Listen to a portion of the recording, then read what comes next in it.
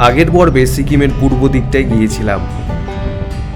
প্রকৃতি, পাহাড়, বরফ দেখতে দেখতে ভারত চীন সীমান্তের অভিজ্ঞতা। তারপর সেখান থেকে বাবা মন্দির হয়ে ছাঙ্গু লেক।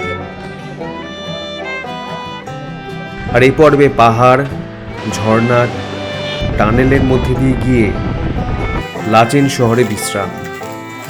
পরের দিন পাহাড়ি নদী আর রোমাঞ্চকর কালো পাথরের জায়গায় ঘুরে নেওয়া। তারপর সেখান থেকে 15,000 ফিটের এক ন্যাড়া জায়গার অপূর্ব জলাশয়ে জলের ওপর দিয়ে হাঁটার ও নানান অভিজ্ঞতা নিয়ে শুরু করা যাক।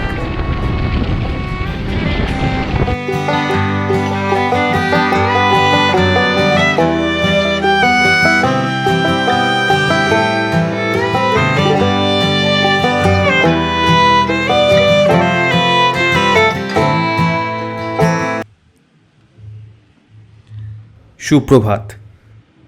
রৌদ্রোজ্জ্বল পরিষ্কার আকাশ। সিকিমের উত্তর প্রান্তে যাওয়ার প্রস্তুতি শুরু। আপাতত বেরিয়ে পড়েছি। ব্রেকফাস্টের জন্য এই সিকিমিস রেস্তোরাঁটা একদম ঠিকঠাক মনে হলো।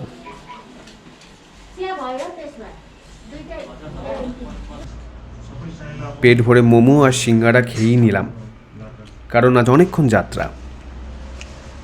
এমজি রোডে নানান জায়গায় অনেক রেস্তোরাঁ আছে, এর মধ্যে বাঙালি রেস্তোরাঁও আছে। তবে আমি যেমনটা খুঁজছিলাম, এই রেস্তোরাঁটিতে প্রপার সিকিমিস টেস্টের খাবার পাওয়া যায় এবং বেশ পকেট ফ্রেন্ডলিও বটে। আজকে সকালে আমরা বেরিয়ে পড়েছি। আমাদের এখন যেতে হবে বাজরা লাচুং স্ট্যান্ডে। সেখান থেকে আমাদের লাচুংয়ের গাড়ি আগে থেকেই বুক আছে, সেটা ছাড়বে।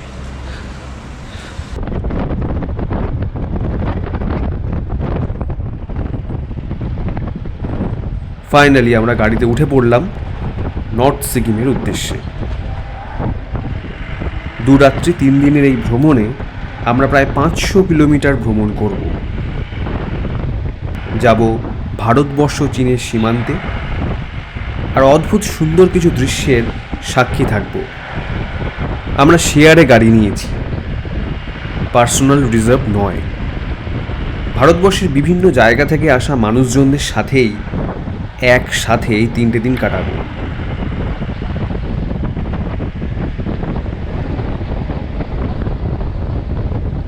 আমাদের আজকের গন্তব্য লাচেন। পৌঁছাতে পৌঁছাতেই রাত হয়ে যাবে।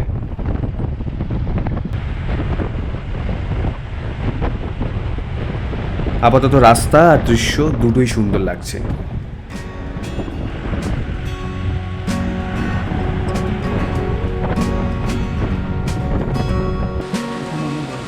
মাঝখানে এক জায়গায় নেমে পড়লাম একটা দারুণ ওয়াটারফল দেখার জন্য।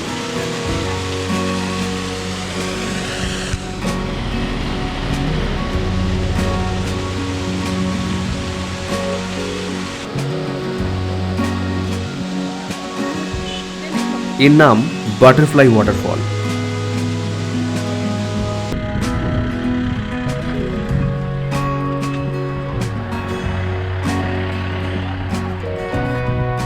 আবার অনেকটা রাস্তা পেরিয়ে এবার একটা নদী দেখতে পেলাম, একেবারে টারকুইজ রঙের, তিস্তা নদী।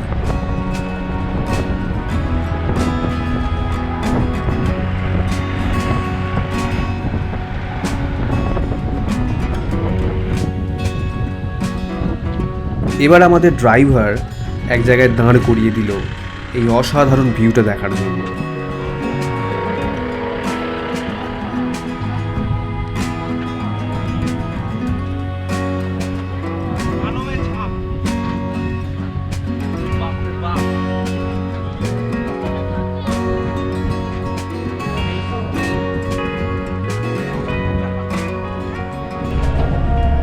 আমাদের ড্রাইভার বাইচু এবং দেশ ও রাজ্যের পর্যটকদের সাথে এইভাবে আনন্দ করতে করতে যাওয়ার মজাই আলাদা।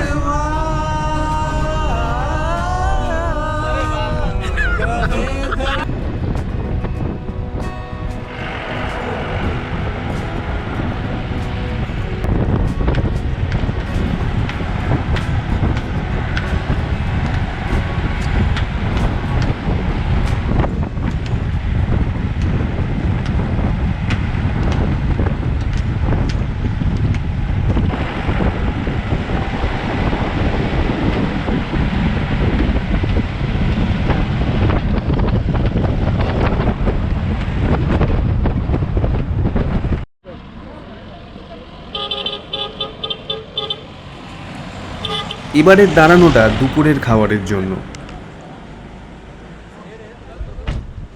দুপুর রাতের খাওয়া আমাদের শেয়ারের গাড়ির প্যাকেজের সাথেই ইনক্লুডেড,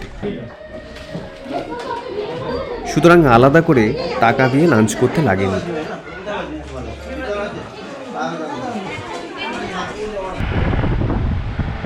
লাঞ্চ করে আবার যাত্রা শুরু।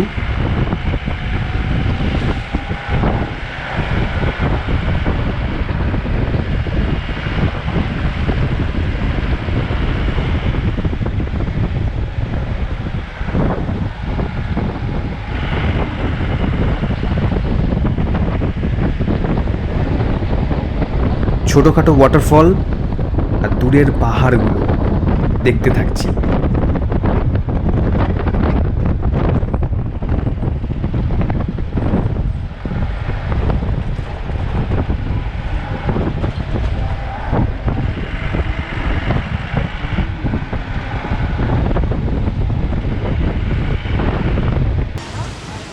রাস্তায় আবার একটা ওয়াটারফল, এর নাম নাগা ফলস।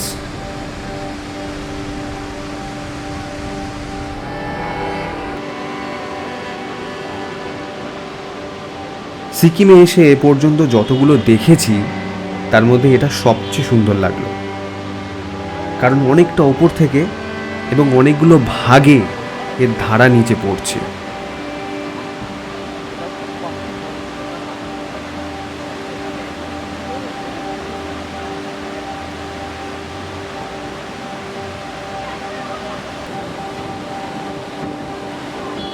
সেই জন্য পর্যটকরাও পাথর বেয়ে বেয়ে অনেকটা উপরে উঠে গেছেন এটার নানান রকম অ্যাঙ্গেল থেকে ছবি তোলার জন্য।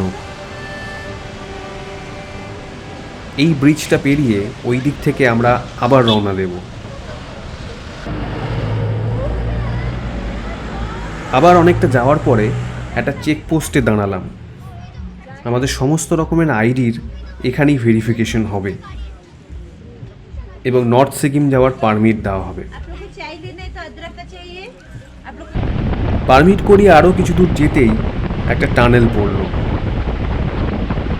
পাহাড়ের বুক চিরে বেশ অনেকটাই বড় এই টানেলের মধ্যে দিয়ে যাওয়া এক অন্য রকমের অভিজ্ঞতা।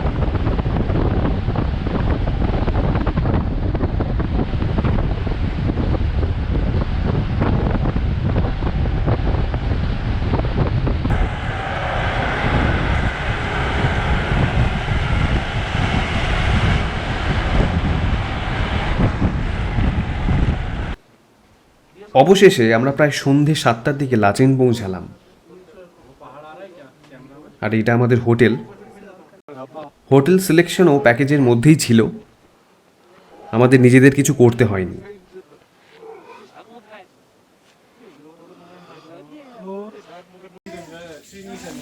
ফ্রেশ হয়েই কিছুক্ষণের মধ্যে আমাদের রাতের খাবারের ডাক চলে এলো। একটা দুর্দান্ত সিকিমিস কিচেনে।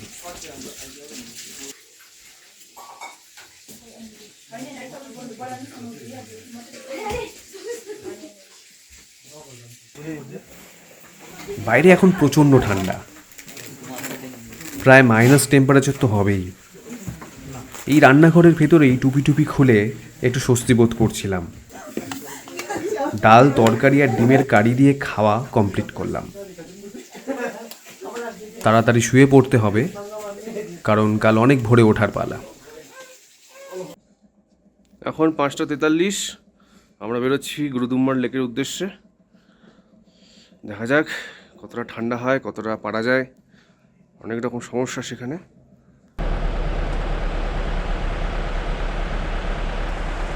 এত ভোরেও গাড়ির লম্বা লাইন। সবারই উদ্দেশ্য একটাই, গুরুদম্বার লেকে ঠিকভাবে পৌঁছানো এবং সময় মতো সেখান থেকে চলে আসা, কারণ আবহাওয়া খারাপ হয়ে যায়।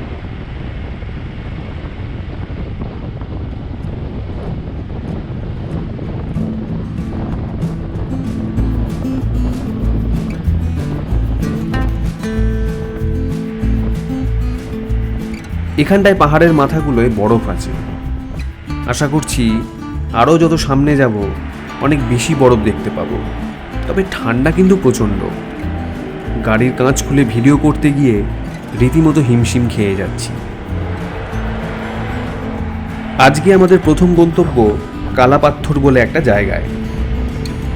তারপর সেখান থেকে যাব ভারতবর্ষ চীনের সীমান্ত গুরুদম্বা লেক এলাকায়। শেয়ারের এই যে প্যাকেজের মধ্যে আমরা যাচ্ছি, তার মধ্যে কালাপাথর জায়গাটা অন্তর্ভুক্ত থাকে না। এটার জন্য আলাদা করে চার্জ দিতে লাগে। বর্তমান সময়ে প্রায় 300 টাকা পার হেড নেয় কালাপাথর যাওয়ার জন্য।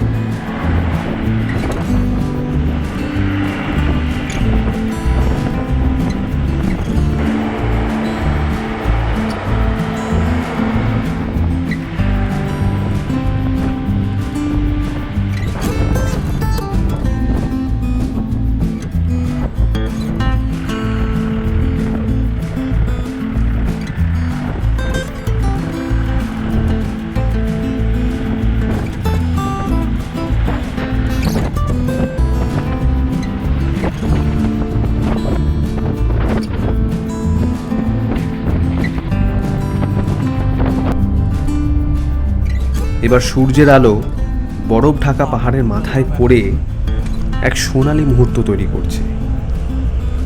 অসাধারণ মুহূর্ত।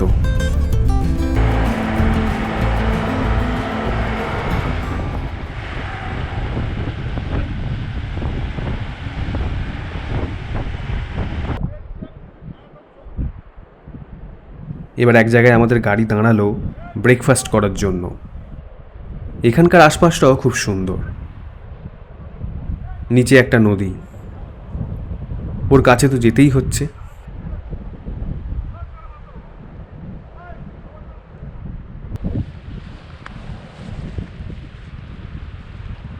খানিকক্ষণ বসে একটু মন ভরে দেখা যাক।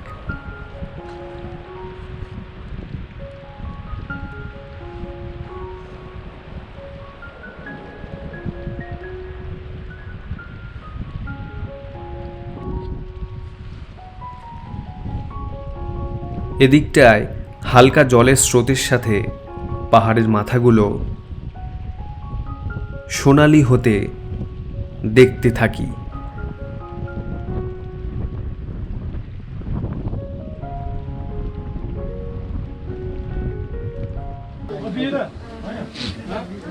অবশেষে ব্রেকফাস্ট ক্যান্টিনে চলে এলাম। এবার কিছু খেয়ে নিতে হবে।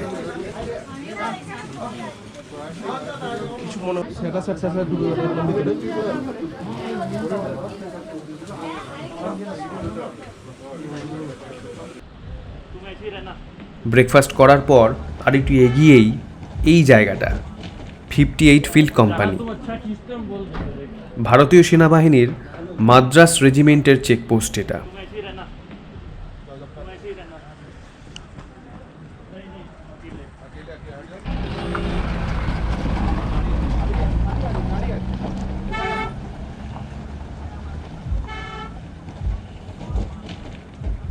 আর এই হলো পুলিশ স্টেশন। আমাদের ড্রাইভার আমাদের সমস্ত আইডি ভেরিফাইড করাতে গেলেন। এবং এর পাশে একটা সাউথ ইন্ডিয়ান খাবার ধোসা ইডলি দোকান আছে, যেটাকে বলা হয় ওয়ার্ল্ডস হাইয়েস্ট ধোসা পয়েন্ট, প্রায় 14,000 ফিট ওপরে। এবার আমরা উত্তর সিকিমের আরও কোর এরিয়াতে ঢুকবো।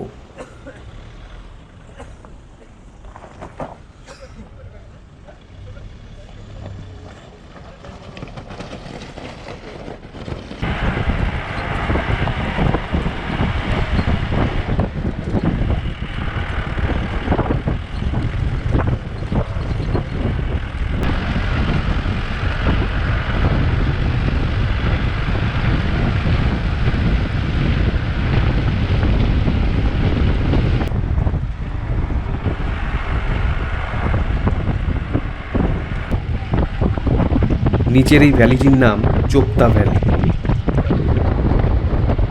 শীতকালে যখন বরফ জমে যায় এর রূপ অপূর্ব হয়।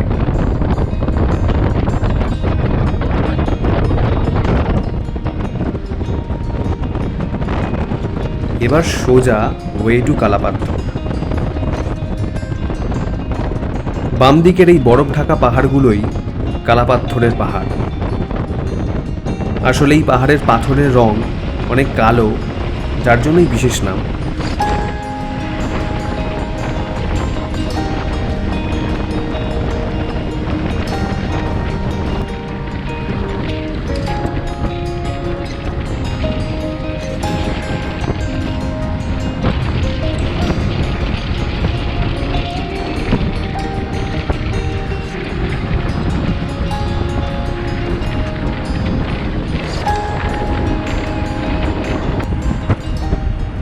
চোপতা ভ্যালি থেকে অনেকটাই এগিয়ে এসেছি কালাপাত্থরের দিকে।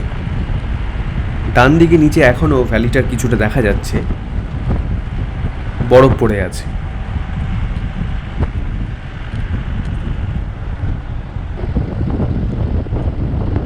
কালাপাত্থরের পাহাড়গুলো পুরোটাই চকলেটের মতো লাগছে, বা অরিও বিস্কুটের মতো, একদম ওই রকম রং।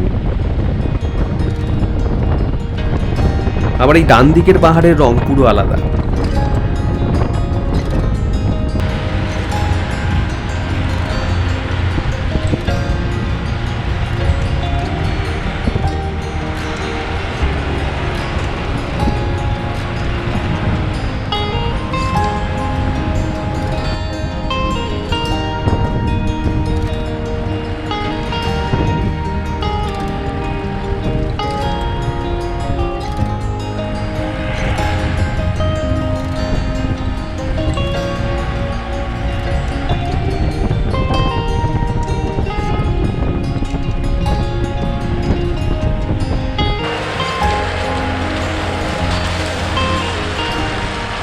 এবার রাস্তার মধ্যেই বরফ পেয়ে গেলাম।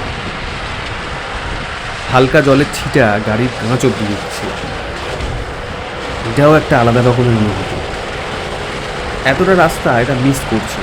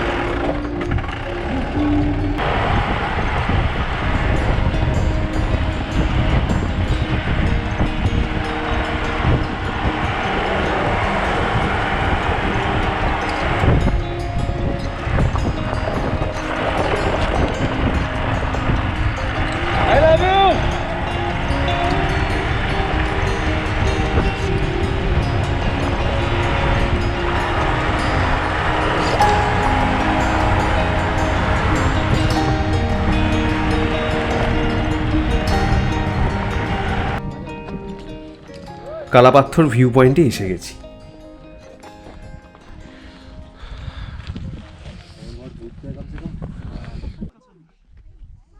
অনেক নিরিবিলি একটা জায়গা এবং ততোধিক সুন্দর ভিউ।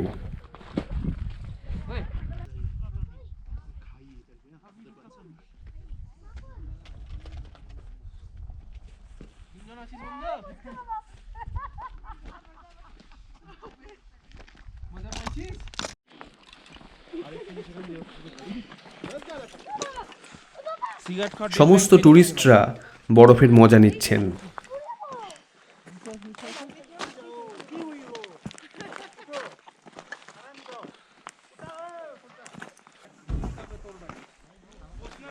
আমিও একটু নিয়ে নিই।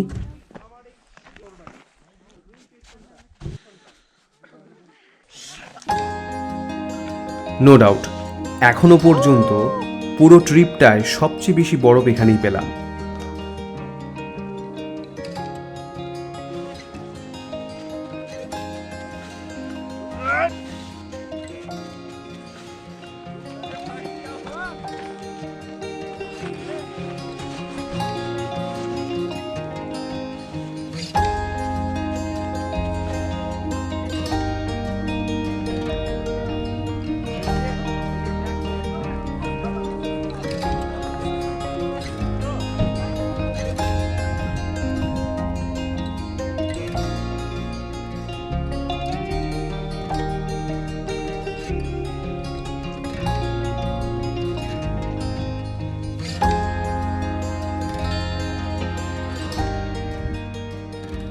ঠিক এই জায়গাটা আমার সবচেয়ে প্রিয়।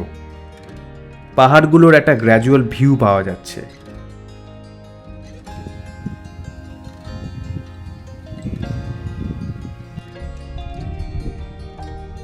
বেশিক্ষণ নয়, মোটামুটি 30 মিনিট মতো সময় দেওয়া হয়েছে কালাপাথরের জন্য, কারণ এরপরে সময় মতো গুরুদংমার পৌঁছাতে হবে। আর এই সেই ব্ল্যাক স্টোন বা কালাপাথর। আর পাহাড়ের নিচে এই বরফ ঢাকা জায়গার মজা নিচ্ছেন টুরিস্টরা।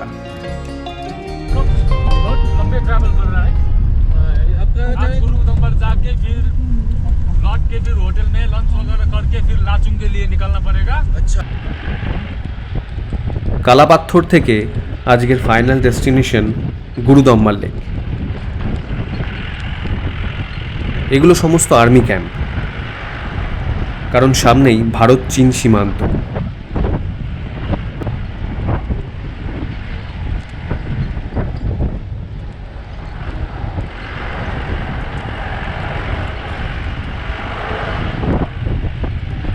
সামনে যে বরফ ঢাকা শৃঙ্গটা দেখা যাচ্ছে ওটাই গুরুদম্মার পর্বত, অর্থাৎ ওটার নিচেই গুরুদম্মার লেক। আমরা ঠিক ওটার কাছাকাছি যাব।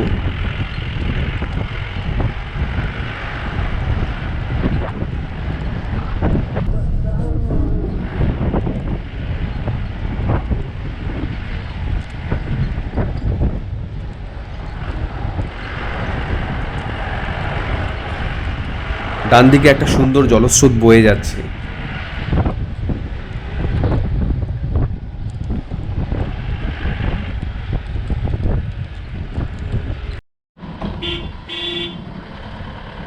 এবার আরেকটা ব্রেক দেওয়া হলো এবং গুরুদম্মারের পথে শেষ ব্রেক।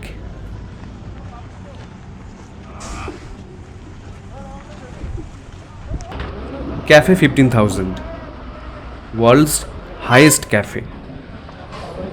ভারতীয় সেনাবাহিনী দ্বারা পরিচালিত এই ক্যাফেতে ফ্রি অফ চার্জে চা কফি পরিবেশন করা হয় এবং নানান রকমের স্ন্যাক্স পাওয়া যায়, যেমন ম্যাগি, মোমো, জিলিপি, এবং সেগুলো রিজনেবল দামে।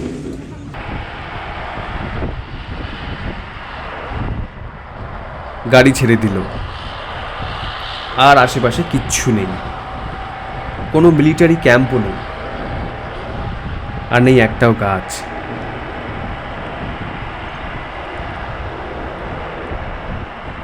আমরা আস্তে আস্তে তিব্বতিয়ান মালভূমিতে ঢুকে পড়েছি। পৃথিবীর সবচেয়ে বড় এবং সবচেয়ে উঁচু যে মালভূমি, সেটার মধ্যে দিয়ে আমরা যাচ্ছি।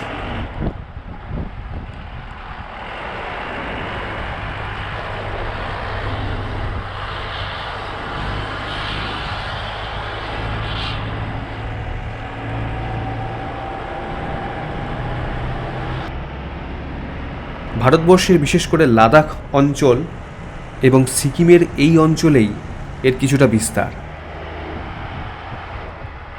পুরো জায়গাটাতে কোনো গাছপালা নেই, সেজন্যই এখানটায় অক্সিজেনের খুব সমস্যা।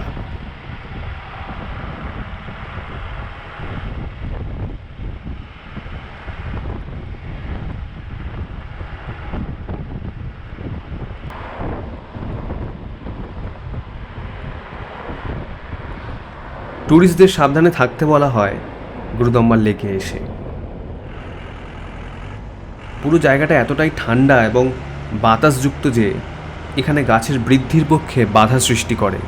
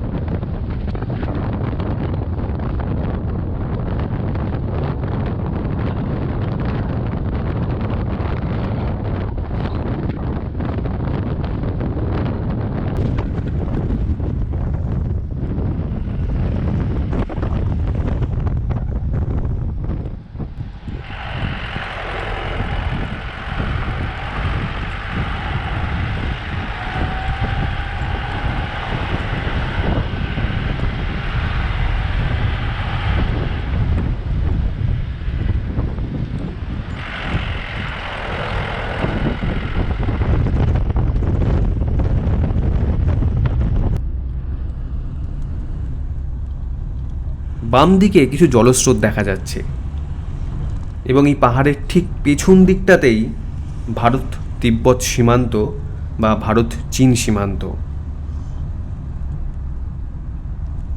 দূরে একটা ছোট্ট সবুজ রঙের ঘর দেখা যাচ্ছে, বোধহয় ওটা একটা মিলিটারি ক্যাম্প। শুধু ভাবি, এরকম একটা রুক্ষ শুষ্ক জায়গায় গাছ নেই, অক্সিজেন কম, সেখানে ভারতীয় সেনাবাহিনী যুগ যুগ ধরে আমাদের পাহারা দিয়ে আসছেন নিজেদের জীবন বাজি রেখে।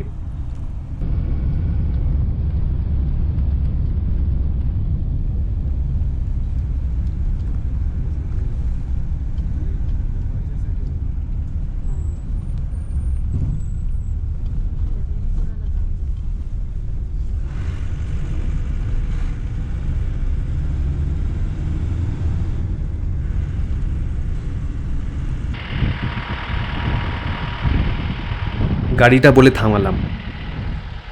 খানিকক্ষণ এই সুন্দর রাস্তাটায় দাঁড়িয়ে আশপাশটা দেখা শুরু হলো।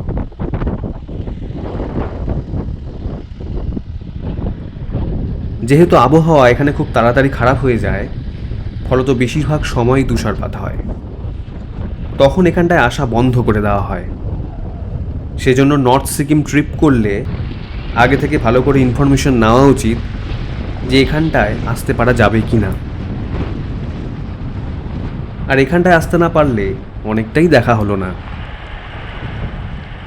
ভারতবর্ষের লাদাখ বাদ দিয়ে তিব্বতিয়ান ভূমিরূপ দেখার এবং তার মধ্যে দিয়ে যাওয়ার যে এক প্রবল সুযোগ, এবং সেটাও আবার পশ্চিমবঙ্গের কাছাকাছি এলাকায় অর্থাৎ সিকিমেই সম্ভব।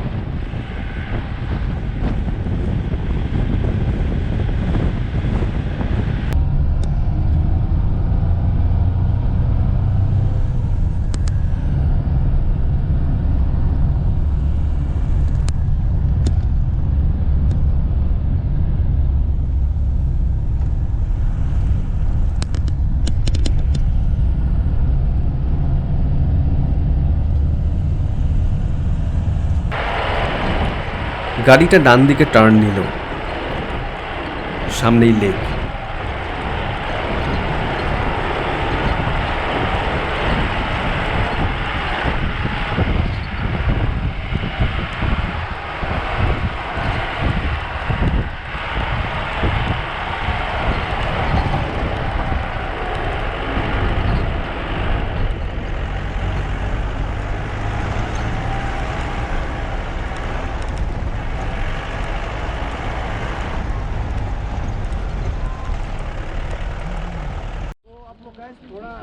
পৌঁছালাম স্বর্গীয় গুরুদম্বার লেকে। অপূর্ব, পুরো বরফ জমে আছে।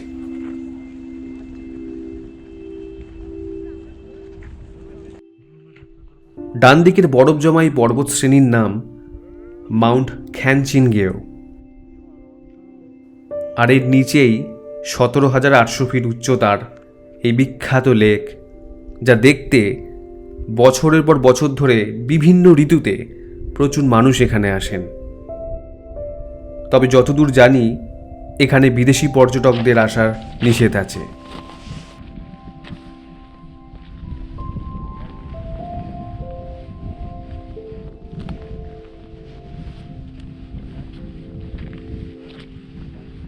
বরফের ওপর একটু হেঁটে দেখাই যাক।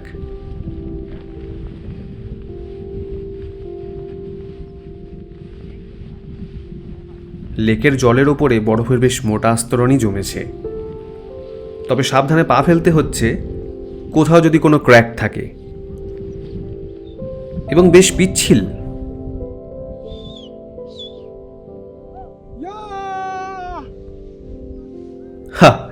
অবিস্মরণীয় অভিজ্ঞতা। এটা আমি ভিডিওতে বর্ণনা করেও বোঝাতে পারবো না।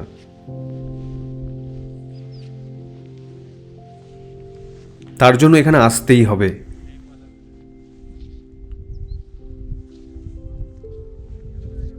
তার মধ্যে কনকনে ঠান্ডা হাওয়া আর অক্সিজেন লেভেল বেশ কম।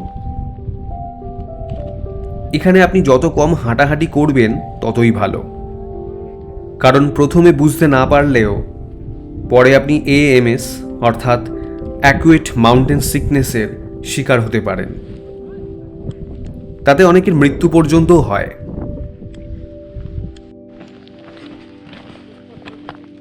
লেকের পাশ বরাবর এরকম পাথরের রাস্তা বানানো আছে লেক বরাবর হাঁটার জন্য।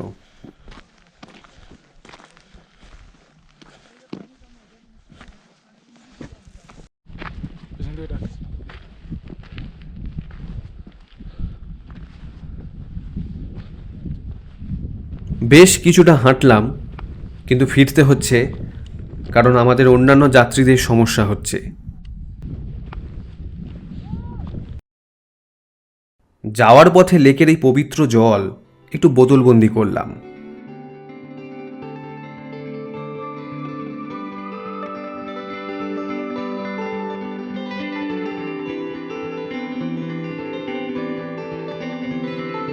মধ্যিখানে এটা হলো গ্লেশিয়ার। সারা বছর এইভাবেই বরফ জমে থাকে।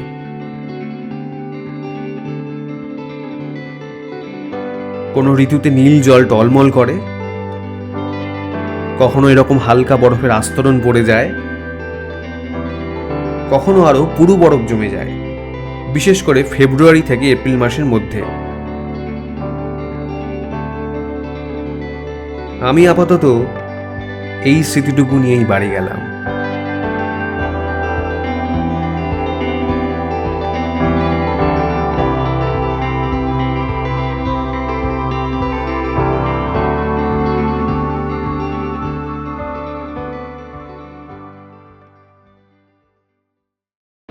পরবর্তী পর্বে উত্তর সিকিমের অপর প্রান্তে যাব।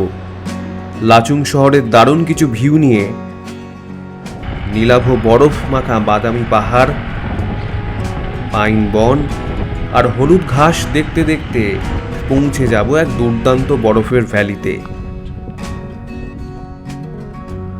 দৌড়ে হাঁপিয়ে বরফে মজা করে তিস্তা নদীর সামনে সময় কাটাবো। তারপর আরেকটা খোলামেলা হলুদ পাহাড় ঘেরা জায়গায় ঘুরে বেড়াবো। তাহলে আমার সঙ্গে থাকুন।